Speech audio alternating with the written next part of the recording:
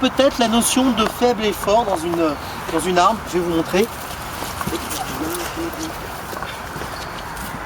J'emprunte une canne, je ne sais pas à qui, là, ici,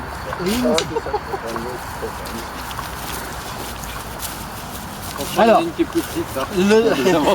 c'est la plus grosse. Grosso modo, dans une arme, vous avez le fort et le faible. On va dire que cette partie-là, la partie de la moitié jusqu'à la pointe, c'est la faible.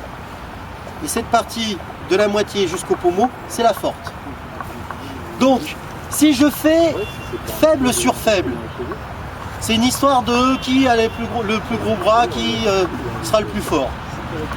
Si je fais fort sur faible, c'est-à-dire si ma canne, ma deuxième moitié vient sur son faible à lui, c'est facile. Si je fais faible sur faible, fort sur faible, vous avez vu la différence? Bon, ce qu'on peut faire avec des cannes, on peut le faire avec des bras.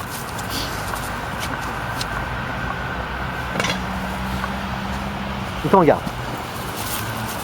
On va partir que sur l'histoire, on va faire abstraction de ça. On va dire que ça, éventuellement, le coude serait votre main par rapport à une canne. Et que ça serait votre canne. Donc on va diviser votre avant-bras en deux parties.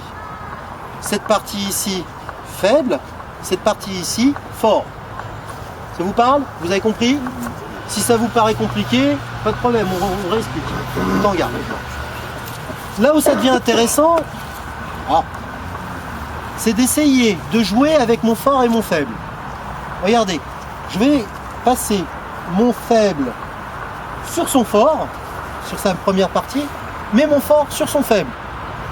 C'est-à-dire, mon faible va sur son segment fort à lui, mais mon fort domine son faible à lui. Est-ce que c'est compréhensible pour tout le monde? Une fois que j'ai pris ça, c'est très facile, je prends appui et je tourne. On commence. Donc on est en garde tous les deux.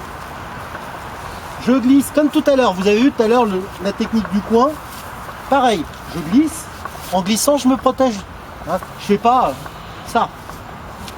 On rentre comme ça, je passe mon fort sur son faible, je prends appui dessus, je domine, et après il y a plein de solutions. Hein. Après c'est la porte ouverte A. Hein, ça, peu importe. Donc vous allez commencer à travailler ça, tous les deux en garde, comme si vous alliez crawler, comme ce qu'on a fait juste avant, mais cette fois-ci vous allez passer votre faible sur son fort, votre fort sur son faible, et vous allez dominer, et vous allez travailler comme ça, d'accord? Vous essayez ça?